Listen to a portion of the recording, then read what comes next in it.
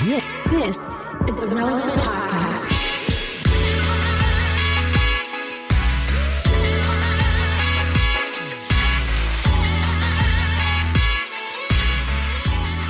It's episode 1156, and it's the Relevant Podcast here in Orlando. I'm your host, Cameron Strang, and joining me from Loverland, Virginia is Jesse Carey. Hello, hello. From Nashville, artist, producer, mogul, Derek Miner. He's back. What's up? It's been too long. And from LA, you know him from Social Club Misfits, it's Marty. You caught me. What? What does that even I've been mean? trying new ones out every week, and so that was just this week I wrote it down. And you caught me. You got that's me. That's not it, bro. That's not Oh, it. for Next 53. week, I can go with next week's where it's reporting for duty. That's my other. That was next like week. it. So I don't know. That's crazier than your Gaithers take. I'm not even gonna lie. A That's couple of shows ago, yeah, you just heard much that. crazier than the Gaithers take. The Gaithers take being, if y'all missed the episode, that Marty has the music industry cut into two tiers. Basically, all the cool artists that you should care about are for the people under 40, and then once you hit 40, you only listen to Gaithers. That's his theory. Yeah. So You gotta understand how many DMs I've got. Yeah. Someone was like trying to be like, listen, I agree with you. Like this lady was like, I kind of agree with you on that one. And then another one was like, I think everyone misunderstood what you said. And so appreciate those. okay. I have a question for you guys real quick. This is unrelated to Gaithers, but just life in 2024. And this isn't a complaint. It's just an observation. And maybe it's just me. Maybe it's my demeanor that brings it upon myself. Does it feel like anytime you're in, I don't know, and I don't know if it's like a post-COVID thing where, you know, the renormalization stuff. I don't know if it's because most people buy stuff online these days and like retail experiences just aren't, you know, something that people think about. Has anyone noticed like face-to-face customer service has gotten really weird? It's crazy. Yeah, It's crazy. I had to get new tires the other day on my car. And so I called like the tire store and I'm like, hey, I need to see if you got tires in stock. They were like, well, what size are your tires, sir? I was like, well, tell you what, I'll tell you my make and model, you know, because I don't know the tire size off my. You don't know how to read the tire code? I didn't have it memorized. You weren't looking at your tire. Yeah, Got it. you know, I was sitting in my office just on the phone, and I was like, I have a size 20 rim with the. They're like, that's what you expected, Cameron. yeah, well, that's No. I thought he was saying like he was at his car and he was calling like he was looking at the tire. And I was like, the tire tells you its size. I'm on hold for 15 minutes. You know what I mean? So you wandered away from the tire. Got it. Yeah. Okay. So I'm sitting here and I'm like, well, tell you what, I'll tell you my make and model. They go, what size is your tire, sir? And I was like, tell you what, I'll tell you my make and model, but I don't know it. I'm sure you have something that you can type it in and it'll tell you what size I need here. You know what I mean? Not true, because a Toyota Corolla could have 15-inch rims on one package, 16-inch rims on a higher up package. True. I know the package. And we went back and forth. And I was like, I'm just going to have to walk outside, aren't I? He's like, yeah, if you want tires, you're going to have to go walk outside. Oh, God.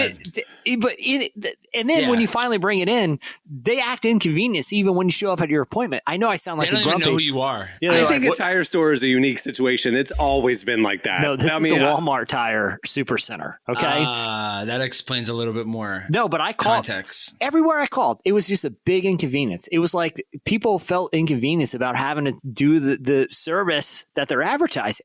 But I don't think it's just with tires. I feel like a lot of interactions are just getting a little weird. No, like I saw something the other day and I was like, wow, this is a fact. All right. So Keith Lee was like, hey, I'm in Canada. Someone recommended a place to eat. He goes, as soon as I call, the lady goes, I'm hungover, so I might miss a couple things. I'm like, that is like it. That is in California. They do that a lot. Like someone like the customer's trying to relate to you like in a cool way. So they're like telling you stuff that you don't need to understand. It's like you go to Nordstrom and she's like, I just worked out all day, so my back hurts. So please don't make me work too hard. I'm like, what, you have a name tag. Your clothes match the building. Like I don't know how else I could. And here's the thing. That's crazy work. I know we're in like the peak Karen era right now, where people who work in like retail or service, they got to put up with stuff all day, right? I get that, but I'm not one of those people. Cameron, you've been shopping or gone to restaurants with me. I feel like I'm pretty affable, pretty chatty. I like to learn a little bit. You're the sort of customer where by the end of the meal, the cool waiter sits down at the booth with you. You know, like he's your buddy at that point. Gonna sit down with you. Yeah. That's just. But that's why I'm like, what's happening here? I'm not one of the jerks. I'm not the one in here making I'm not the let me see the manager. You can make a lot of mistakes and I'll let it slide. I get it. I'm just trying to have a personal interaction here. It feels like no one wants personal interactions anymore. Maybe I don't know. Is this a shared experience though, or being black and chasing and going to like soul food restaurants, Jamaican restaurants? That's been the customer service for forever. Yeah. So just knowing that the white people are now joining the Jamaican restaurants that means we're in bad shape, y'all. If you go to a Jamaican restaurant and they don't have half of the stuff, then you're at an authentic Jamaican spot. If they don't have 1 through 7 on the menu out of 14, you're at a legit Jamaican. All they have is what they made in the bar. You know, like they have it's like behind the glass. They can't do a jerk chicken quesadilla for you. I'm sorry. That's just not going to happen today. And the food is about to slap. So, yes. But if the white restaurants, if that's happening at like Chipotle's and Chick-fil-A's and tire shops and places like that, then we're in hot topic. Listen, I'm glad you mentioned Chick-fil-A because not only did I not get my pleasured yesterday, okay, that alone is a huge cultural red flag. Yeah, okay, be careful what you just said. What did you say? I didn't get my pleasured, and I make no apologies. You guys know exactly what I mean. No, I know. I get it. I don't think it's about you having pleasure. The Chick-fil-A person says it's my pleasure to serve you. Here's the thing. But they didn't even say it to him. They didn't even say it, and they're on the iPad. He said he didn't get my pleasure. Oh, I thought you were saying you didn't get your pleasure by going to Chick-fil-A. No, I didn't repeat it back to him. Got it. Okay.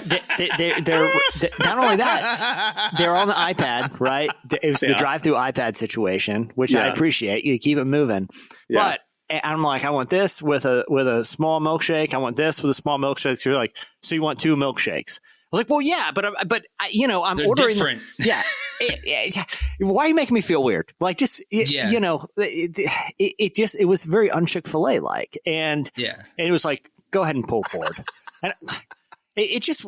I don't know. Something's happening out there. Something's happening, man. I went to Claire's to get my ears pierced the other day. Oh my gosh! I'm just kidding. No, that didn't happen. Have you ever gotten your ears pierced at Claire? Be honest. No, I haven't. My first ear piercing when I was 18 was at Claire's. Yeah. Okay. Yeah. I saw a shirt that said I got my nose pierced at Claire's, and I was like, I should buy that shirt. I don't know how to fix this. I don't know how just to make people just out in the wild a little nicer again, and I don't know what specifically changed. But it just seems like everyone's got a little edge to them these days. You got to be a white woman who's 21. You'll get the best. They call it pretty privilege. That's a real thing, and you'll get the best customer service you ever had. But sorry, I think honestly, like inflation has made it so much less worth it to work a fast food level paying job, or a customer service paying job, that it's like. They're annoyed. They're not making ends meet. They're struggling. They're stressed out. Then they have to deal with these idiots. Like everybody would be on edge in that position. I'm in now. California. Minimum wage is $20 though. A week ago it became $20. Everyone's making money now, baby. No. Everyone's getting their nose pierced. I just came back from LA. They need to up the minimum wage beyond $20. Like $20 ain't gonna get it. Like no, it's crazy. It's going to have to be like $60. Like, cause it's crazy, bro. It's crazy in LA. Like, I don't know how y'all do it. Like, much love, but I mean, you're getting taxed every which way from Sunday, and then everything is like, bro. I saw gas was like $7 in one part of LA. That's because like, you guys are also crazy. At like LAX area and like the hipster. Really, you're at a very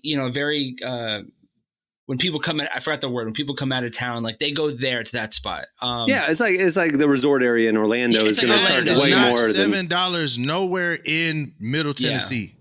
Yeah. Anywhere. I mean, gas by me is like $4.29 right now. By our airport, like it's famous. The 2 or 3 gas stations right next to the airport where you return your rental car. Literally, if gas is $3.99 half a mile away, they're going to charge $9 or $10. And it's bad like $9 or $10. No, they do that. Dude, they do it to like take advantage of that last minute. He's rushing to the airport. Got to return my rental car. He's got to rent he has no option. And he thinks it's $9. And so he's going to go home and complain about the gas price in Orlando. It's just because it was by the airport. You were just in the high rent area, you know. I'll say this. The only, this is my experience out in the wild here. if you want just a nice, genuine interaction, find the oldest person possible. I'm talking north of 80.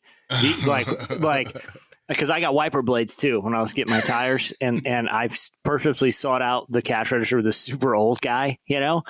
Listen, it took a long time for him to figure out how to actually complete the transaction. But I will say this: it was friendly. He was asking about my day. It's like you go to the hardware store, you find the oldest employee there. You'll get the best service of your life. They'll be giving you give you instructions on how to do the project. I think most of them, because it's just this is what they're doing to entertain themselves, is working these positions. But they're not stressed out. Like they're not like trying to make it. Exactly. Yeah. All right. Well, we have a great show in store for you today. Coming up later, we talk to pastor, author, former NFL player Derwin Gray. Jesse, we booked this interview specifically for you. This is an intervention. He, obviously Super Bowl just ended. March Madness just ended. Everything has changed with legal sports betting and how sports betting has been integrated in the sports experience online and on TV. And that's bothering former athlete and pastor Derwin Gray. Wow. He thinks that we need to talk about this. I thought Jesse needs to hear this interview. So he's coming up later. He doesn't have a book on it or anything. He just had some tweets, and we just caught our eye, and we just like, let's have him on. Let's talk about it. I feel convicted. I refuse to listen to something that will challenge me in any kind of way morally with a harmless hobby that I'm jeopardizing my children's future participating in. So I did say, Jesse, this is for real. You did come up in our conversation about this, booking this interview. And I was like, here's what we have to know is like, we need to ask Pastor Gray. We need to ask Derwin, like it's not, is it problematic for or is there, if it's in moderation, if you have, like, for example, I know Jesse, he's very interested in parlays and sports betting and things like that, but he bets like $2. So it's like he's not jeopardizing anything for his family. Why does the amount matter? 200, 2,000. Well, that's what, but it does matter. Like in context, if you only have $2, maybe you shouldn't gamble with it. But if you have a normal income, what's the problem with $2? Let's talk to him about that. So, and ask the him Jesse about Carey this. scenario does come up in the conversation. Well, good, because ask him about this. Tiger last week was catching $5 to win $600 if he wins the Masters. I've got a good steward of my resources if I don't place that, in my opinion. He's rocking the steward of your money, Jesse, if you don't place that bet. He's rocking Sunday. He's rocking the new Sunday Red out there. Come on now. That seems Crimson like Red. Yeah, I saw Dave Portnoy, the founder of Barstool Sports. He like 2 weeks before the tournament put a bet on UConn to win it all. $600,000 he put in. Whoa. The guy has like over 100 million. It's still a big bet, but he bets a lot, so he's got his gambling money. So he put $600,000. He won $2.7 million. Yeah. Wow. 2 weeks later. Seems like that's what I'm saying. We're going to be talking next week when Tiger's got that green jacket and I'm, I got a little extra dinner money and he's not going to make the cut. By the time this comes out, we'll know if he made the cut or not. Hey, listen, I've been following very closely since last week. He seems to be doing really well. He's 48 years old. Until he gets a lower back cramp and then he doesn't play for the next 4 years. His ankle's in pretty bad shape. Son's doing good. Yeah, his son looks phenomenal. So we'll see. He's like a normal looking version of Tiger Woods, his son. Yeah. Like his son, like Tiger has like a weird stare with one eye. It's an interesting look. And look at his mugshot. You'll see what I'm talking about. Look at his mugshot. But his son is a handsome dude, plays well. Good to see somebody out there. What does their looks have to do with anything? You're what's wrong with our culture, Marty. No, it does. It does. As soon as he started looking a little crazier, like his career, everything, like he started having affairs. He started like it triggers back to whatever made him look like that. Really, you know what? The Tiger, as he aged like Carrot Top, where like he was skinny, thin, young looking, and then all of a sudden he decided, I want to get jacked, and it just doesn't look right on his frame. Then he took off the hat. That's another thing. Like you can't surprise us by taking off your hat when we're not used to. Like you can't be Neo. We always have a hat on in everything you do. Right? Well, as far as I know, he's going to be hatted for the Masters, and he's looking great. And he's not looking great according to Marty.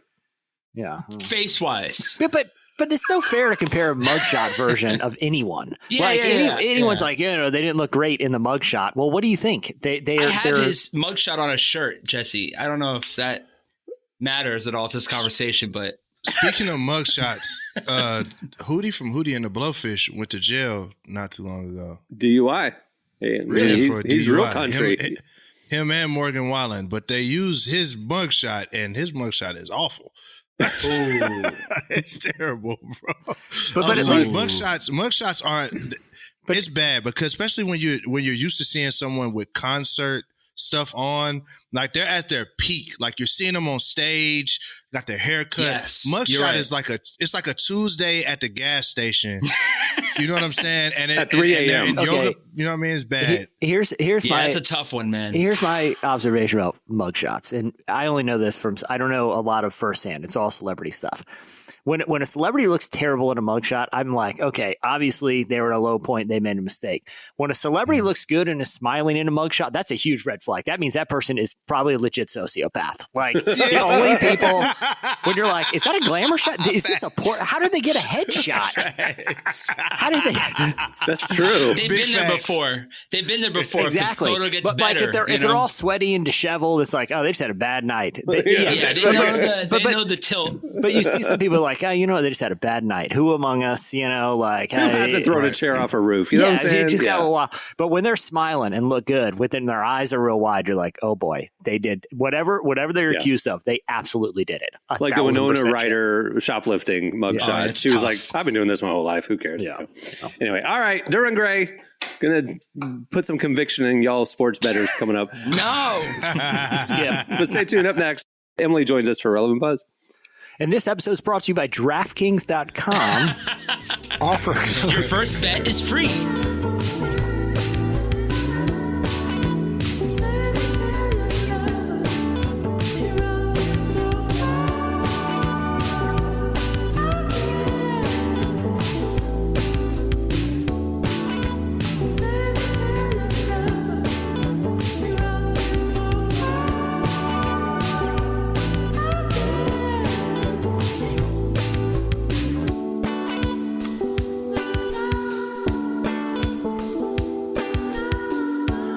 You're listening to DJ Gummy Bear and Montel Fish. The song is Rockin' My World. Today's podcast is brought to you in part by Mercy Ships.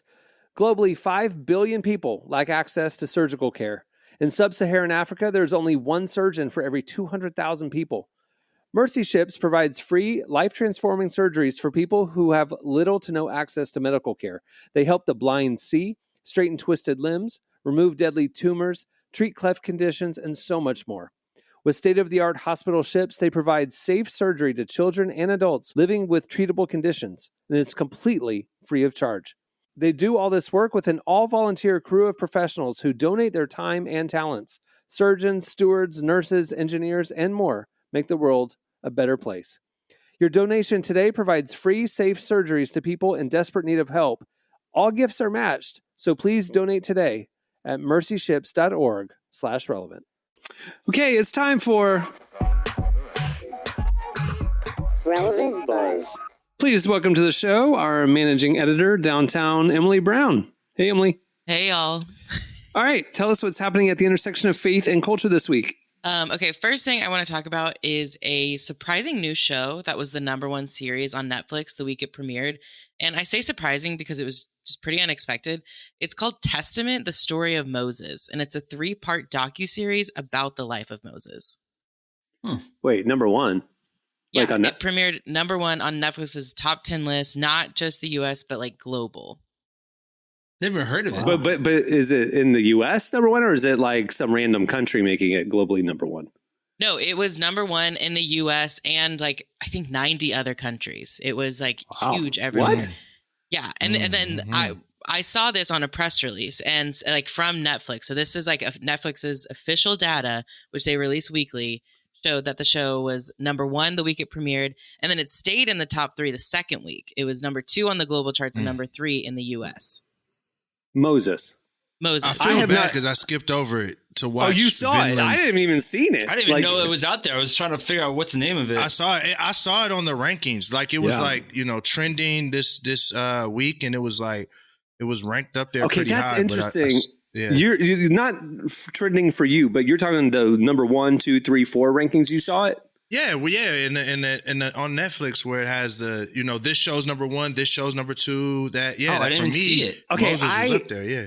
So we've been aware of this for about a week now, and I literally because it was #1 and then it went #3 in the U.S. And she was telling me this. I was like, there's no way. Like, I don't believe it. I haven't seen this on my Netflix experience at all. And I've been watching some Netflix lately. I pulled up Netflix.com, logged in, looked at the 1 through 10, and it's not on there for me. But I haven't seen it either. Yeah. U.S. number. How does that work? So now they're faking the top 10? So I didn't see it this week. I saw it last week. It was number 3. I saw it last week, number 3, because I started watching. Remember, I told you I started watching a new anime, Right? And I felt bad because I'm like, man, should I watch Moses or should I watch Vinland Saga? And I was like, I'd rather watch Vikings chop each other up right now. Yeah, for sure. I started watching that, and Moses was like number 3. I remember. I do remember that. I was in LA when I started watching it. That's wild. See, because I didn't see it at all. Jesse, you didn't see it at all. No. Promoted. I didn't see it all either. That's crazy. That's so strange. Anyway, That's crazy. what is Crazy it, work. Emily? Like, is it like The Chosen? Is it like... No, so it's a docuseries. So there is parts of it that are acted out like The Chosen. It's very high quality, well done. But there's also expert interviews to give just some more insight and some background on Moses's life. But yeah, it's just 3 episodes. And so that's like the whole premise of it. Obviously, yes, we're interested in it. I was surprised that this was number 1 around the world, that so many people were also interested in this and watching. But you know what, though? That it makes sense. If they're looking at, like, if they're probably looking at the success of The Chosen and they're like, hey, we should do our version of that. It makes sense that they would pick Moses because it's not just Christian, because The Chosen's about Jesus.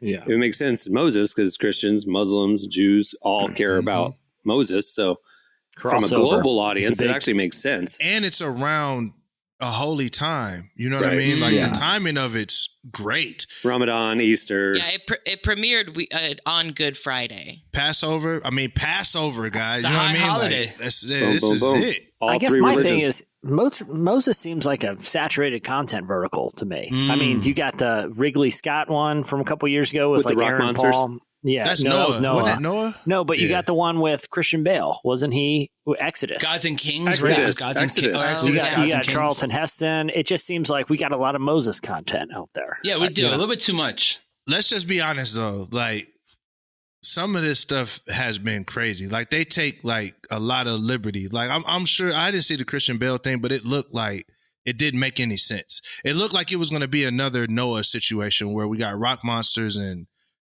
all that stuff. I think a docuseries is a According little to Jesse, different. the rock monsters are in scripture. It wasn't crazy. I don't know if I want to see men in eyeliner, for like 2 hours. sure. It's just a lot. It's just a lot to take I in. watched RuPaul's Drag Race. Like, Delete.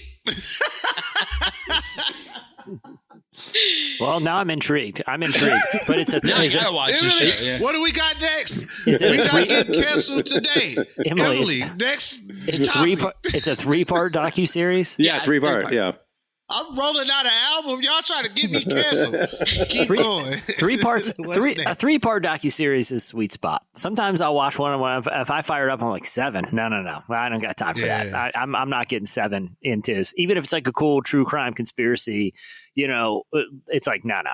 Wrap it up. If you can't wrap it up in 3, I'm out. Moving on. Derek, you actually mentioned rolling out an album, which I wanted to talk about because like y'all have been talking about for a while now, how just kind of hard it is to release music these days. It seems like everyone's trying new things and don't really know exactly what to do. Like And one they're- year it's like the album's dead. It's just about singles, or it's like I'm going to do an EP and then tour it and whatever. Like it's like nobody knows how to do it anymore. But Right.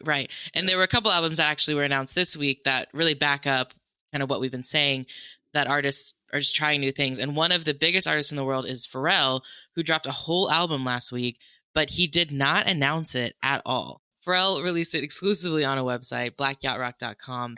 You can really only know about it by word of mouth, but when you listen to it, it's definitely Pharrell. We're actually going to play one of the songs here called Cage Bird Free. Welcome to my silver lining song. This boat coming in. Thought to myself, she's mine. Barely spent the dough. It sounds like the Eagles. It's kind of cool. Yeah. It does have a yacht rocky vibe. here's what's crazy to me. It's called, it's only available at blackyachtrock.com. It's not on any streaming platforms. Then there's something about Virginia on the album cover. Then there's no credit given at all. Pharrell's name isn't on it. No collaborators' names are on it. And we're sitting here like sharing it and texting it to friends like, hey, Pharrell dropped a secret album, blah, blah, blah. In this era of AI.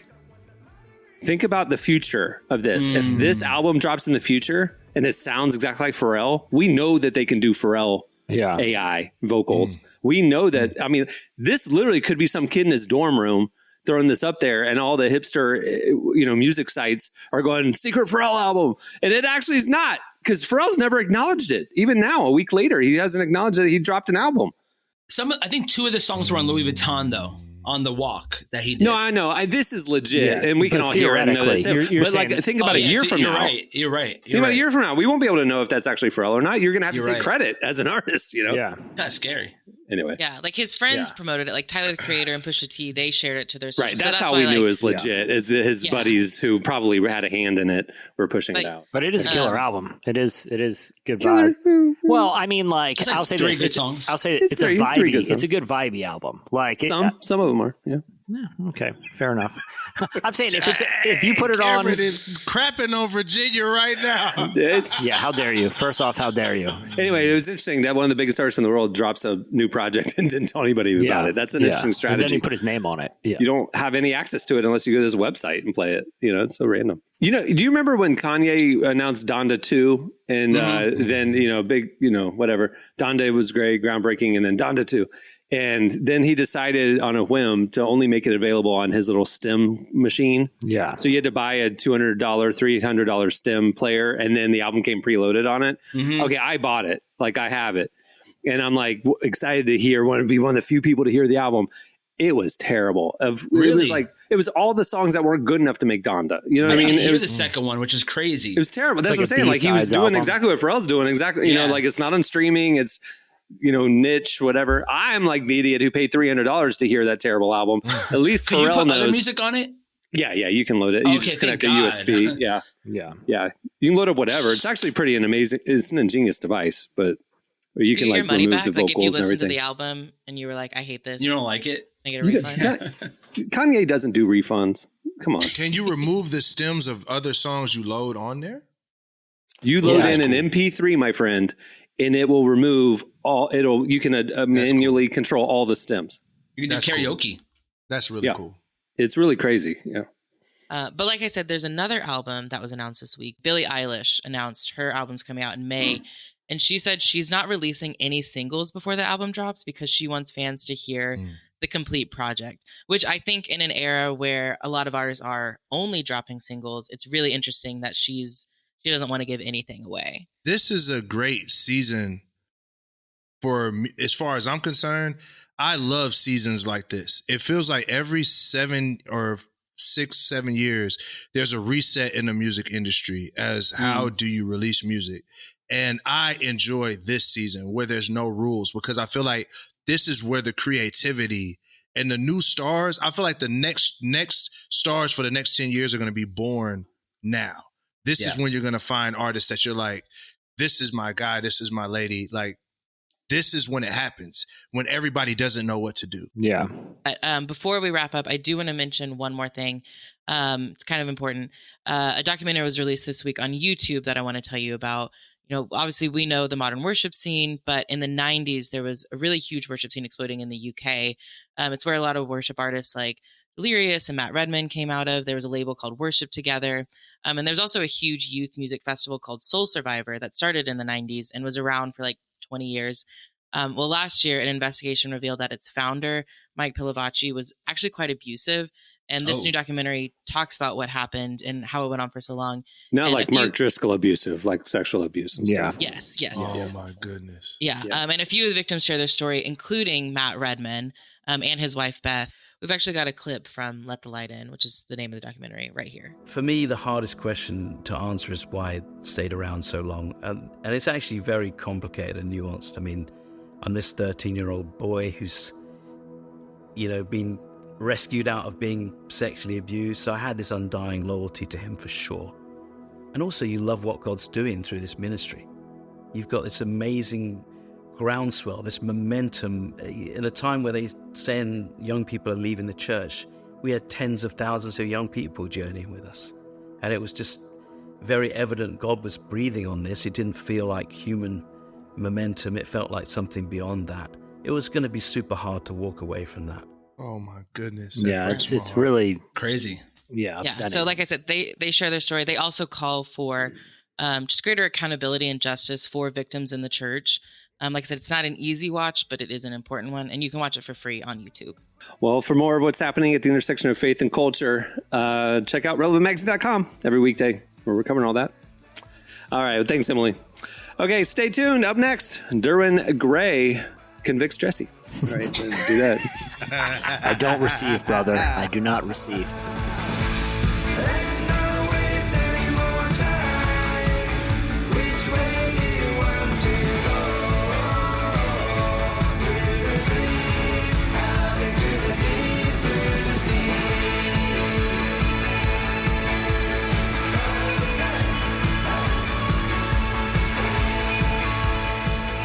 You're listening to King Stingray. The song is Through the Trees.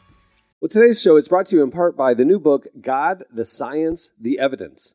We talk a lot about faith, but how often do we talk about science in the same breath? You might be surprised to discover just how deeply the two actually agree. For centuries, science has been used to dismiss the idea of God, but today an intellectual revolution is underway. Modern discoveries in physics, cosmology, and biology are consistently revealing the same truth: creation isn't an accident. That profound reversal is what engineers Michel-Yves Bolloré and Olivier Bonassi investigate in their international bestseller, God, the Science, the Evidence.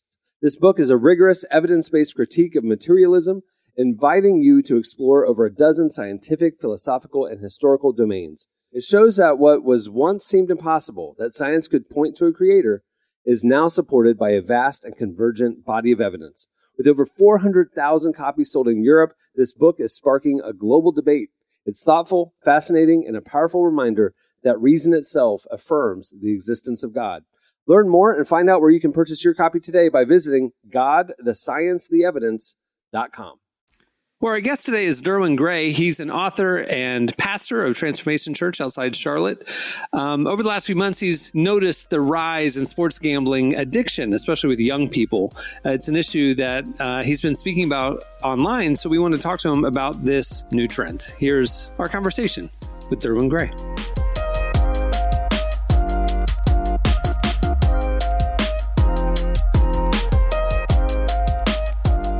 Well, sports betting has been on a lot of people's minds these last few weeks because of March Madness going on and the Super Bowl even before that. And there have been so many reports about the rise of sports gambling this season that it's definitely concerning. Why do you think there's been such an increase in sports gambling this year? Yeah, I think there's been an increase in sports gambling because professional sports and college sports, people like to make money. And so I began to notice a couple of years ago when I would turn on ESPN or even in some of my sports apps, there was always this marketing for sports betting, right? And so I think now with the popularity of, the NFL and the NBA, and you see in college, people are wanting to capitalize on something that's not a virtue, but a vice. And I think greed is fueling it. So you have this toxic combination of instant gratification, easy access to bet. Not only do you have the dopamine injection from your smartphones, now you have the dopamine rush from sports betting. And I think we're going to see a major uptick in gambling addiction if we haven't already. So, as a former NFL player, I get it. The NFL exists to make money. It's a business. But also you have to be cognitive of the people who could potentially have vices towards this. And so I just think greed is fueling it. And the high that you get from gambling is like cocaine. I mean, it's the same exact thing. And so we have to be worried, but I understand from a business perspective, they feel like, hey, you know what? We might as well get the tax money and the profits instead of illegal gambling. I just think it's a recipe for disaster.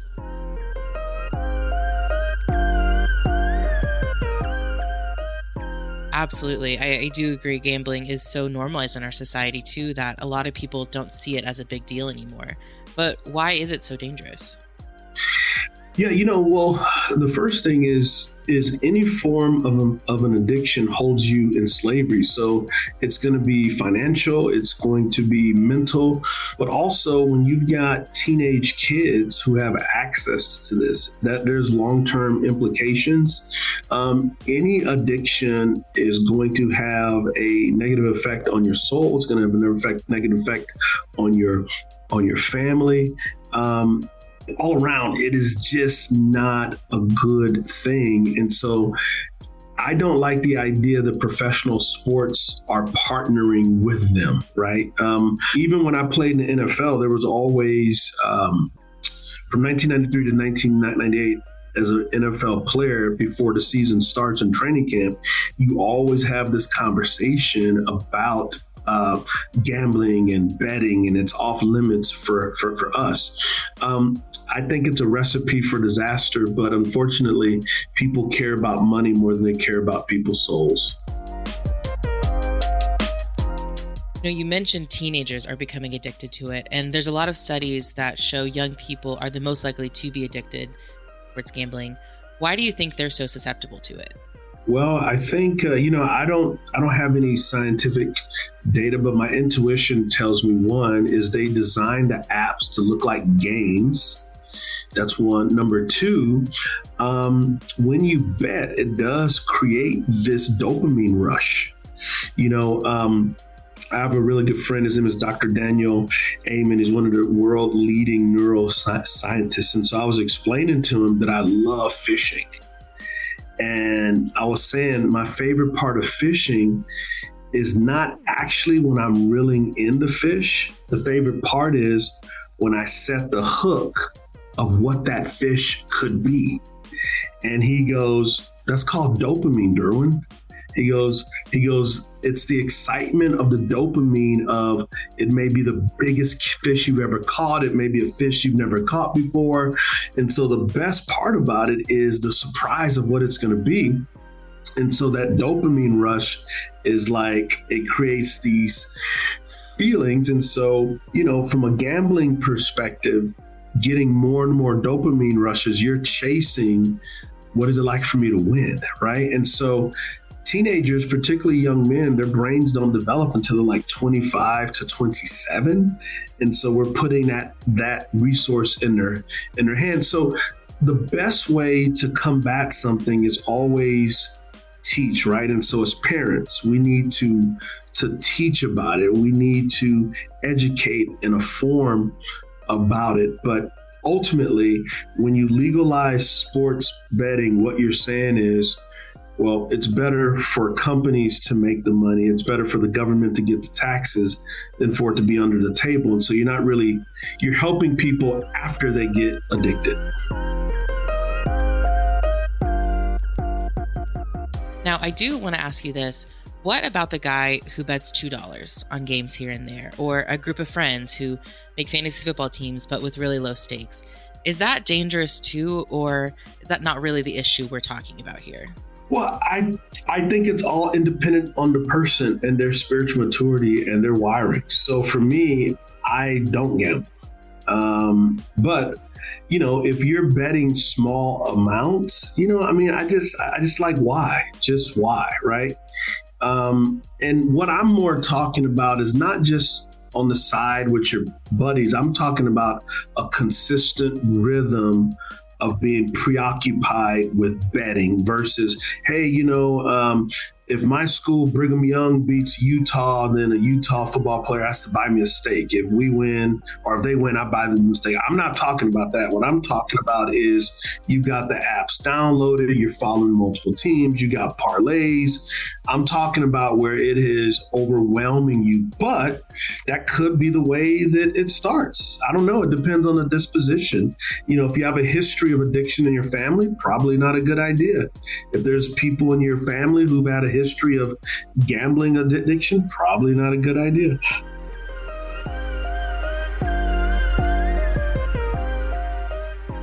Yeah, I have definitely seen people who started off casually betting on games becoming addicts.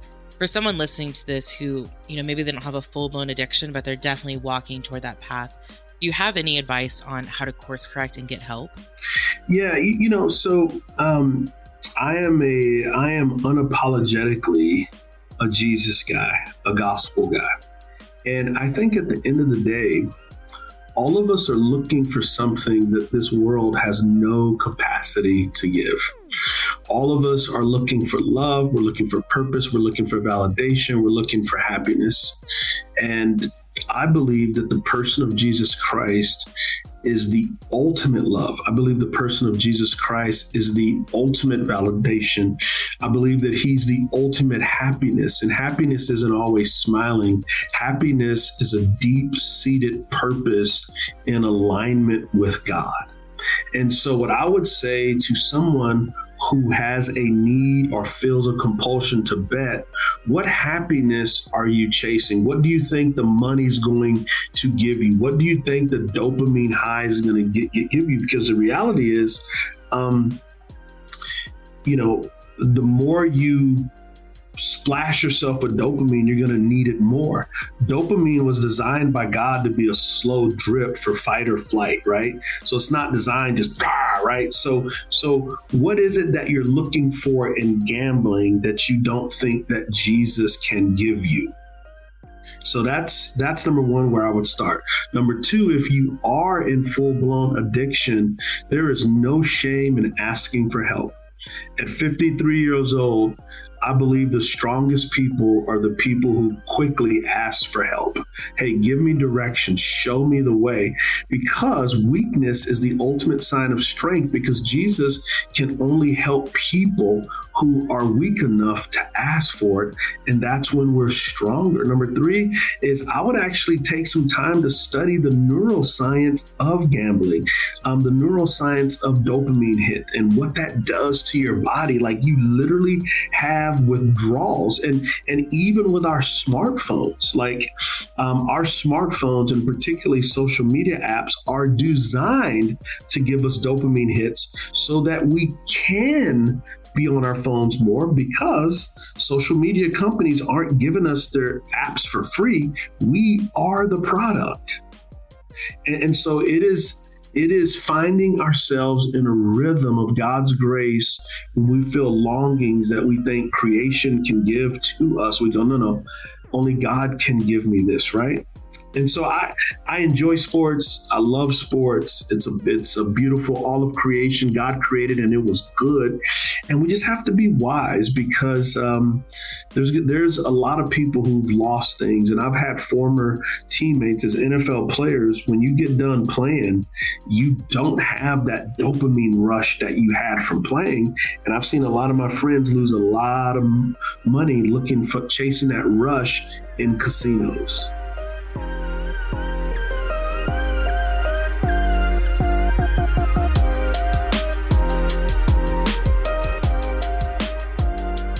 That was Derwin Gray. He didn't come on to promote anything, but make sure to follow him on social media and check out his most recent book from 2022. It's called How to Heal Our Racial Divide.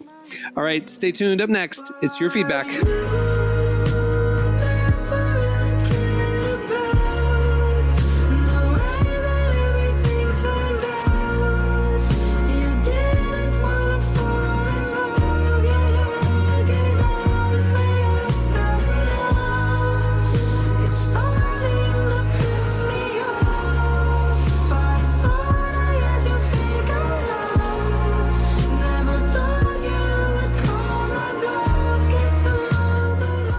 You're listening to D4VD. The song is My House Is Not a Home.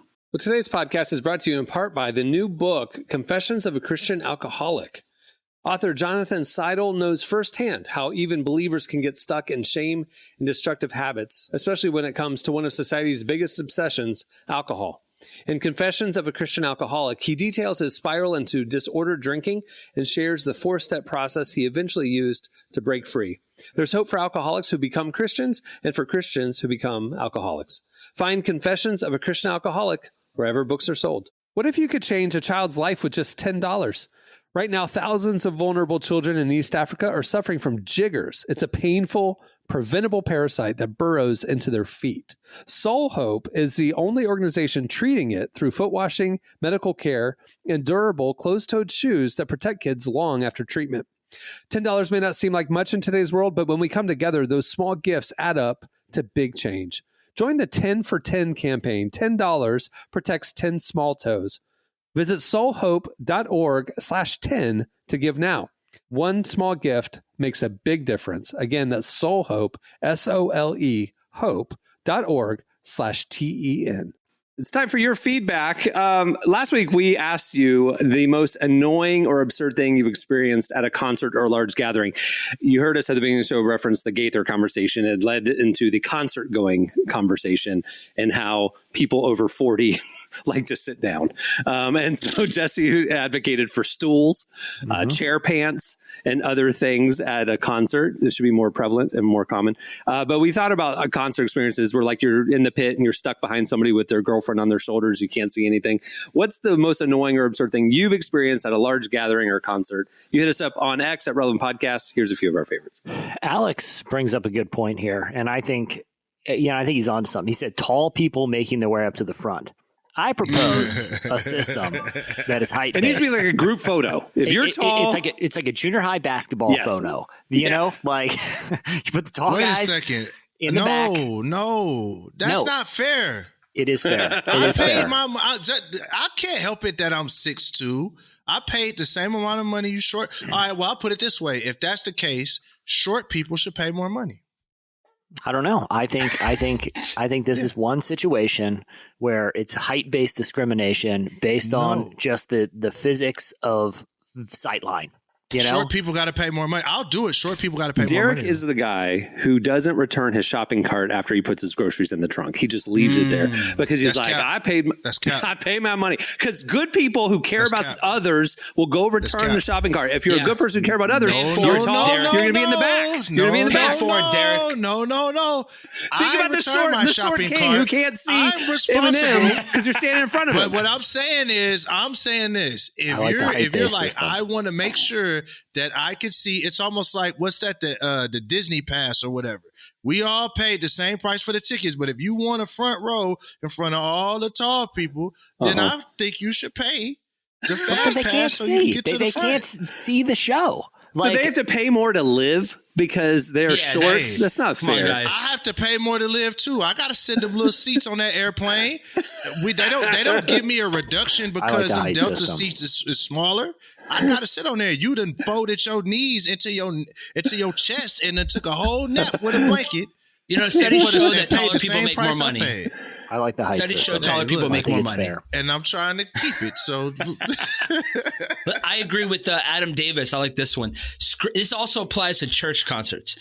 Screaming the lyrics so you can't even hear the actual music. I didn't pay this amount of money to hear you incoherently yell over the band. This happens to me at church. You have people like the person next to you who's just like over, like they have the little, remember Will Ferrell in Old School with that little tassel thing that was like moving around. Like you always have those like people with the flag at church. They're singing so loud that you're like, what do you, and then sometimes they mess up the lyrics and I'm like, what do you, I saw a video and I didn't really dig into it. I was scrolling. It was like a short or whatever. And it was someone had filmed from the front row of a church service during worship, and someone had brought their own saxophone and was just freewheeling with the band. I saw that too. It looks exactly like my buddy Evan. We were dying. They're freewheeling. And can I be honest? Front row, baby. Can I be honest? It totally elevated the whole thing. He was good. It wasn't like he was winging it. Like this was a real sax player. Like I was like, dang man, I think all these bands should have sax players. Like it made it. I was like into it. Like it, Marty, you heard it. It was some good sax playing. It was like I didn't know you could capture this vibe. In like a worship setting. Like it was smooth. I said that to a buddy and he was like, that actually had happened at my church in Miami, Trinity, where someone decided to bring a violin and just randomly start playing in the middle of service. Here's the thing about saxophone, and it's hard. Like I challenge people to go listen to just smooth sax playing after this, because when the pastor comes up and it's like someone either jumps on the keyboard or the acoustic guitar and it's about to get sentimental and we're gonna bring it home. Yeah. Sax is a whole different vibe for that moment. It is. I mean, it is like, ooh, man, everyone's Hey, coming girl. up. Everyone's coming up. Like, Hey, girl, sexy. shut your eyes, girl. that's what I'm saying.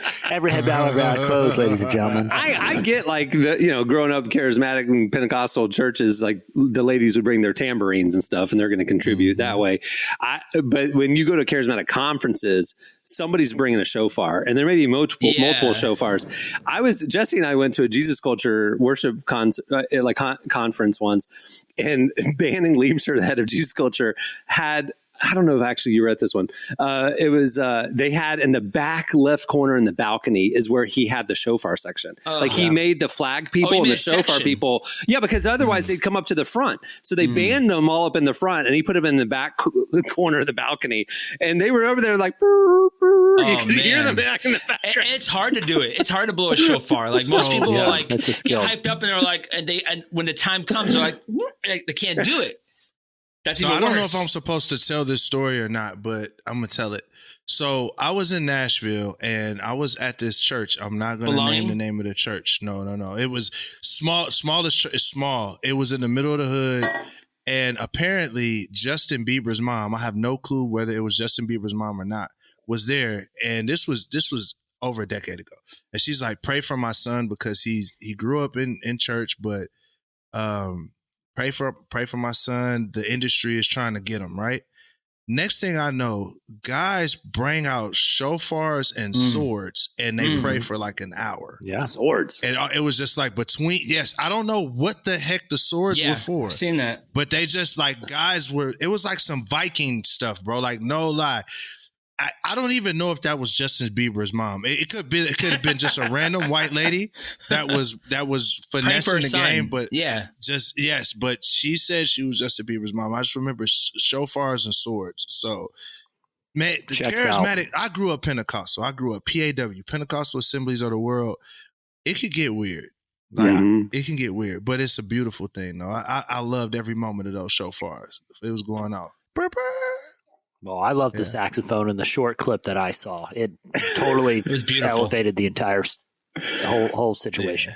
All right. There's more feedback where that came from. Go check it out. Okay, it's time for this week's editorial question of the week.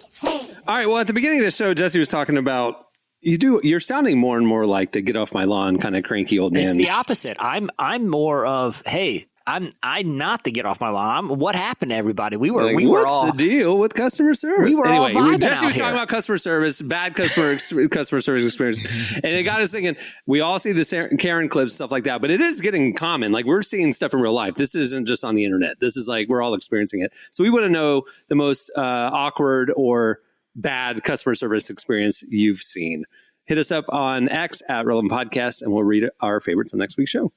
If you want to talk about bad customer service, when the Popeyes chicken sandwich first came out, that's where you see some bad customer. Listen, I know someone that went to jail because he was working at Popeyes, and somebody was talking crazy to him over this chicken sandwich, and he came behind the counter and body slammed the person.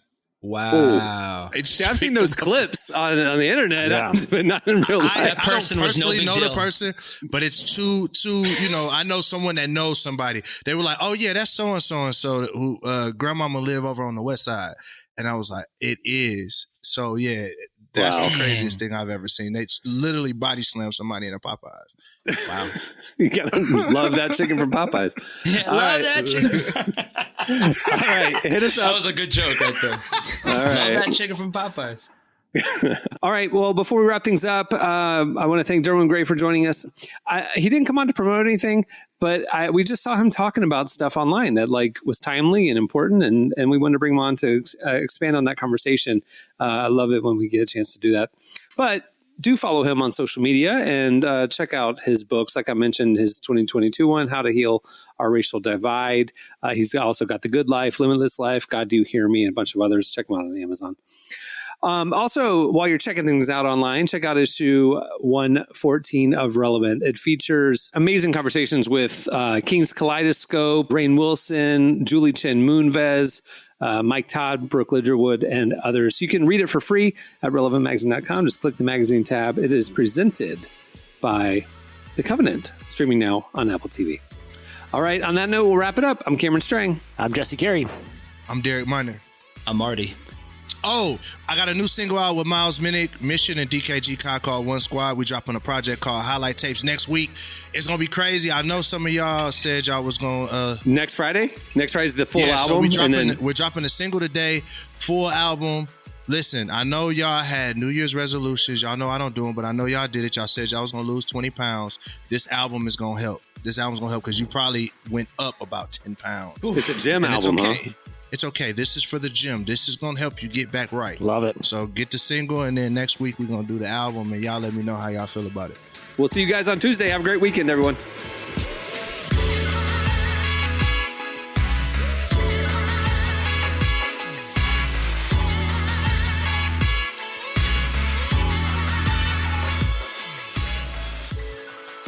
Thanks for listening to the Relevant Podcast.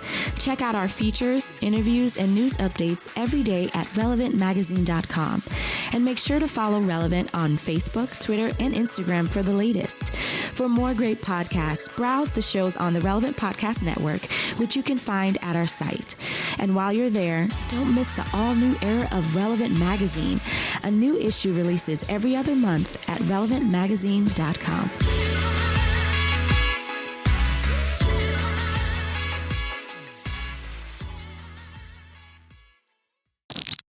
I didn't get my pleasured, and I make no apologies. Relevant Podcast Network.